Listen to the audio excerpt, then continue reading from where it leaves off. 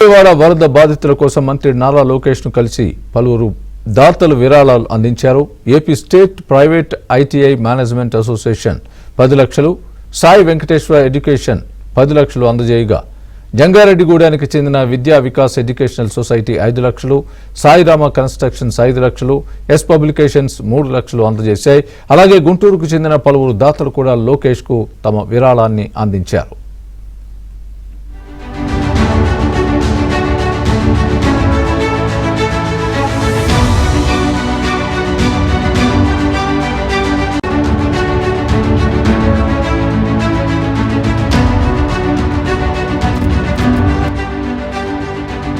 ITI management association 10 లక్షలు, Sai Venkateswara education 10 లక్షలు అందజేయగా జంగారెడ్డిగూడానికి చెందిన విద్యా వికాస్ ఎడ్యుకేషనల్ సొసైటీ 5 లక్షలు, సాయిరామ కన్స్ట్రక్షన్స్ 5 లక్షలు, ఎస్ పబ్లికేషన్స్ 3 లక్షలు అందజేశాయి.